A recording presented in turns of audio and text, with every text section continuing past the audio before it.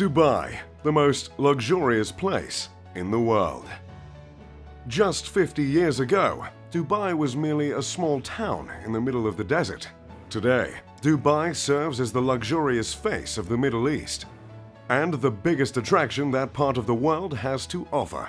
Undoubtedly, you've seen photos of the Burj Al Arab Hotel, the crescent-shaped skyscraper built on a man-made island. You also probably know that Dubai is home to the world's tallest building, and you might have even seen Tom Cruise scaling it in an installment of the Mission Impossible franchise. That building is called the Burj Khalifa, and it stands 2,722 feet high. Yes, I'm sure you know a bit about the attractions of this amazing city, but today I'd love to get the chance to tell you so much more. So, here's all the over-the-top, wildly expensive things you can find in Dubai. But first, a tiny history lesson. How did Dubai go from being just a small desert town to the extravagant oasis it is today? The same way all of the other United Arab Emirates cities became so rich: oil. Abu Dhabi, just 90 miles from Dubai, is the richest city in the world, and it sits on 10% of the entire world's oil supply. This production of oil launched the United Arab Emirates into the first world. Millions were poured into Dubai, and it became one of the biggest cities in the Middle East. However, today, Dubai only makes 5% of its revenue from oil, because its reserves aren't nearly as lucrative as some of its UAE neighbors. Dubai makes the majority of its revenue from trade, real estate, and tourism. Dubai has become the business center of the UAE since it can no longer rely on oil production alone. But this adjustment has not discouraged this incredibly rich city from growing. Dubai is growing in population just as much as it's growing vertically. In fact, about 1/4 of all cranes are located in Dubai. That's right, about 25% of cranes in existence are in just one UAE city. It seems the game plan of Dubai is just to keep building skyscrapers. Two of these skyscrapers are the aforementioned Burj Khalifa and the Burj Al Arab Hotel. The Burj Khalifa stands more than half a mile tall. It's so tall, in fact, that at its upper floors, the building can sway several feet at the mercy of the wind. This, however, was not overlooked by the architects of this massive building. The Burj Khalifa was designed in such a way that the sway would be too slow for the vestibular system in the inner ear to even notice. That's the part of the ear that provides balance if you happen to be unburdened by interference. The Burj Al Arab is a beautiful 5-star hotel, just hundreds of feet off the land. The Al Arab is the 5th largest hotel in the world, thanks to its unique shape. The hotel stands 56 stories high.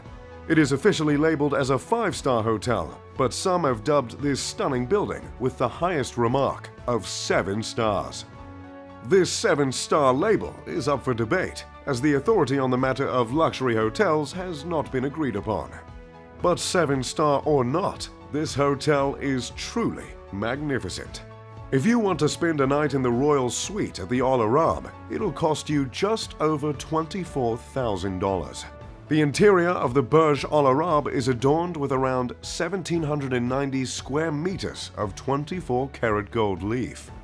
But even that can't touch the glorious views of the immaculate city and the picture-perfect Gulf. Along with extremely tall buildings, the city is keen on building man-made islands. Both the Palm Islands and the World Islands are two incredibly ambitious projects that came to fruition with the help of a whole lot of cash. The construction of the Palm Islands not only cost $12 billion to build, but it also required 94 million cubic meters of sand.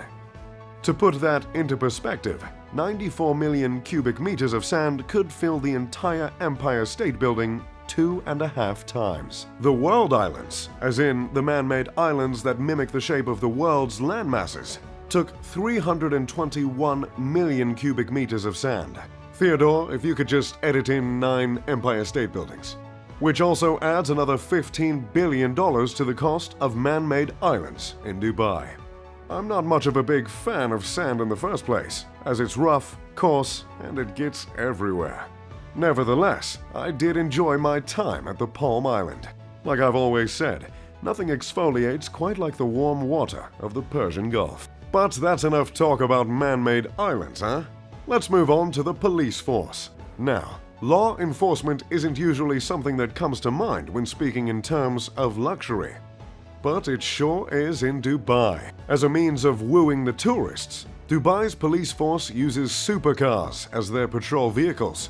This includes cars such as the Ferrari FF that goes for around $500,000, the Lamborghini Aventador that goes for around $400,000, and my personal favorite, an Aston Martin 177 for the reasonable price of $1.79 million. Trust me when I say this, nothing makes a man feel more like James Bond than flooring an Aston Martin 177. Ooh, makes me want to take mine out for a spin right now. Anyway, using these spectacular cars is just Dubai being Dubai. But hey, Dubai is the 8th safest city in the world, so more power to them. This isn't all due to the supercars, of course. The UAE, in general, has rather strict laws. Due to the Islamic constitutional monarchies that operate the Emirates government, some Sharia laws exist in Dubai as well. So if you're on vacation with your missus, checking out the bougie police force, make sure the two of you don't get caught smooching, because it might just get you deported. However, due to the extremely high amount of tourism, some places in Dubai are much more lenient. The serving of alcohol, for instance, would not be permitted in a traditional Middle Eastern setting. But it is in Dubai, in specific institutions such as hotels and clubs. It is actually estimated that around 15% of Dubai's population are Emiratis, while the other 85% are from out of town. About half of the population is composed of the workers building hundreds of skyscrapers, which does make a little bit of sense considering the whole crane situation. Most of these workers are from India, Pakistan, and Bangladesh. Which brings us to the more unfortunate side of Dubai. The class divide is quite big. Many of the immigrant workers live and work in less than ideal conditions, while Emiratis and the upper-class foreigners earn extremely attractive salaries. There really isn't much of a middle ground between the class divide in Dubai. But just like any country divided, there's always a sport to bring the people together. Well, that's the idea anyway. And in this case, this sport is camel racing. It's a bit of a sore subject for me, considering back in '96 I lost about $500,000 in a camel race to some sheik in Sharjah. But that was a different time. Camel racing in Dubai is almost equivalent to American football in the US. And Dubai's twist on the sport is that instead of children jockeys, they've began to use robots. You see, camel racing has a bit of a dark past. It used to be the case that small children would be forced to ride the camels, and that led to human trafficking. In less progressed areas in the Middle East, it still happens.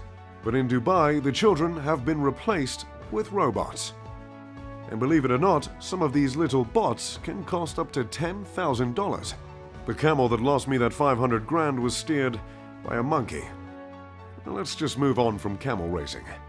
In the future, Dubai has some rather insane plans in the works. Dubai is planning to build a completely climate-controlled area of the city that spans 4.3 miles. It was announced when Dubai's ruler, Sheikh Mohammed bin Rashid Al Maktoum, unveiled plans for the Mall of the World, a 48 million square foot mall of the world.